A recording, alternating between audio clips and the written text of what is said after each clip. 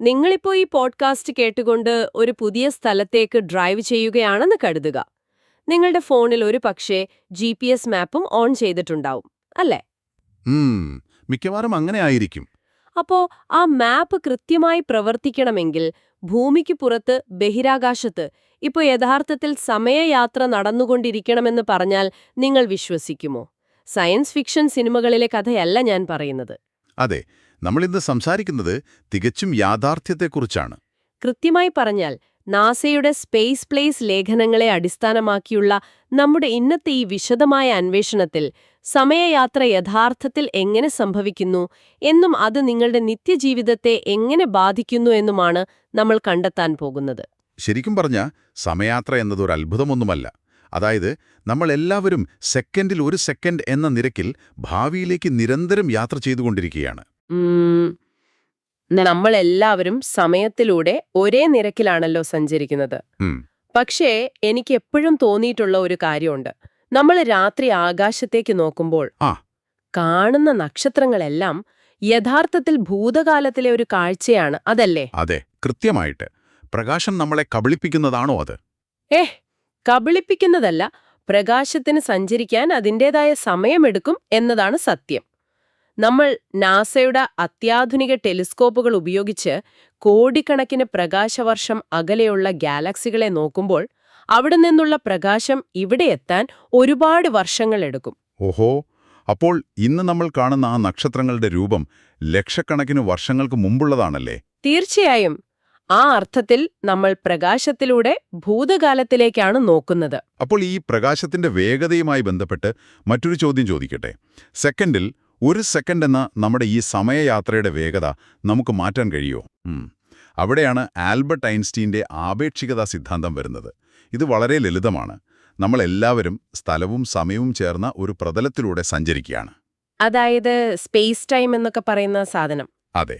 അപ്പോൾ നിങ്ങൾ സ്ഥലത്തിലൂടെ അതിവേഗത്തിൽ സഞ്ചരിക്കാൻ തുടങ്ങിയാൽ നിങ്ങളുടെ ബാക്കിയുള്ള ഊർജം സമയത്തിലൂടെ സഞ്ചരിക്കാൻ തികയാതെ വരും. എനിക്ക് മുഴുവനായും മനസ്സിലായില്ല. ഇതൊന്ന് വിശദീകരിക്കാമോ? അതായത്, നിങ്ങൾ എത്രത്തോളം വേഗത്തിൽ സഞ്ചരിക്കുന്നുവോ അത്രത്തോളം നിങ്ങളുടെ സമയം പതുക്കിയാവും. സത്യമായിട്ടും. അപ്പോൾ ഞാൻ എന്റെ കാറ് വളരെ വേഗത്തിൽ ഓടിച്ചാൽ എനിക്ക് പ്രായമാകുന്നത് കുറയുമോ? സൈദ്ധാന്തികമായി അതെ. പക്ഷേ അത് നമുക്ക് അളക്കാൻ കഴിയാത്തത്ര ചെറിയ മാറ്റമായിരിക്കും. ഞാൻ വെറുതെ മോഹിച്ചു. എങ്കിലും ഇത് ശാസ്ത്രജ്ഞർ കൃത്യമായി പരീക്ഷിച്ച് തെളിയിച്ചിട്ടുള്ള കാര്യമാണ് കേട്ടോ. കൃത്യമായ സമയം കാണിക്കുന്ന 2 ക്ലോക്കുകൾ അവരെടുത്തു. ഒന്ന് ഭൂമിയിൽ വെച്ചു, മറ്റൊന്ന് അതിവേഗത്തിൽ സഞ്ചരിക്കുന്ന ഒരു വിമാനത്തിലും വെച്ചു. എന്നിട്ടാ വിമാനം ഭൂമിയെ ചുറ്റിയോ? അതെ. വിമാനം ചുറ്റി തിരിച്ചെത്തിയ ശേഷം പരിശോധിച്ചപ്പോൾ ആ വിമാനത്തിലുണ്ടായിരുന്ന ക്ലോക്കിലെ സമയം ഭൂമിയിലുണ്ടായിരുന്ന ക്ലോക്കിനേക്കാൾ അല്പം പിന്നിലായിരുന്നു. ശരിക്കും അത്ഭുതം തന്നെ.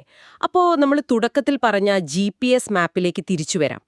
ഈ പോഡ്കാസ്റ്റ് കേൾക്കുന്ന പലരും ഇപ്പോ ഡ്രൈവിംഗിനിടയിൽ GPS ഉപയോഗിക്കുന്നുണ്ടാകാം. തീർച്ചയായും. അവരുടെ കാറിലെ നാവിഗേഷൻ കൃത്യമായി കിട്ടണമെങ്കിലേ ഈ സമയയാത്ര കൂടിയേ തീരൂ എന്ന് നമ്മൾ പറഞ്ഞല്ലോ. അതിന് കാരണം ബഹിരാകാശത്തെ ആ ഉപഗ്രഹങ്ങളുടെ വേഗതയാണോ? വേഗത ഒരു കാരണം മാത്രമാണ്.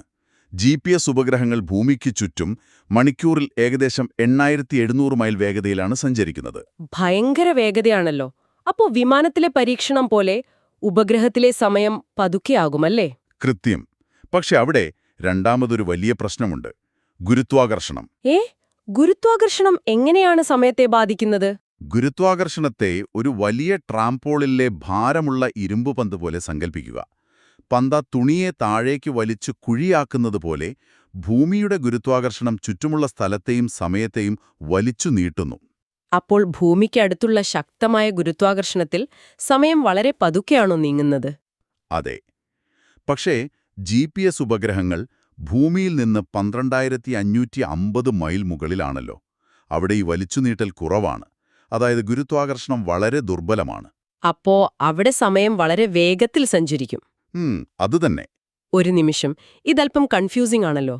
ഉപഗ്രഹത്തിന്റെ അതിവേഗത കാരണം സമയം പതുക്കെയാകുന്നു. പക്ഷെ ഗുരുത്വാകർഷണം കുറവായതുകൊണ്ട് സമയം വേഗത്തിലാകുന്നു. ഈ 2 വിപരീത കാര്യങ്ങളും ഒരേ സമയം എങ്ങനെ ശരിയാകും?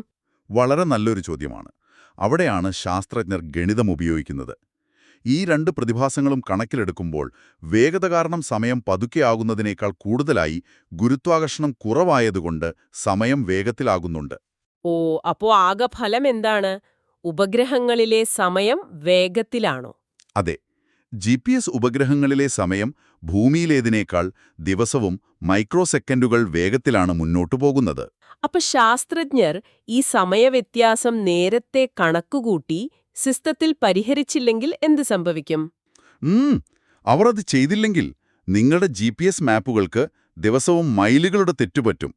ഏതാനും ദിവസങ്ങൾക്കുള്ളിൽ മാപ്പിലെ വിവരങ്ങൾ ആകെ താറുമാറാകും. അതായത് നമ്മുടെ സ്വന്തം വീടെവിടെയാണെന്ന് കണ്ടെത്താൻ പോലും GPS-ന് കഴിയില്ല എന്നർത്ഥം. തീർച്ചയായും. വല്ലാത്തൊരു അറിവ് തന്നെ.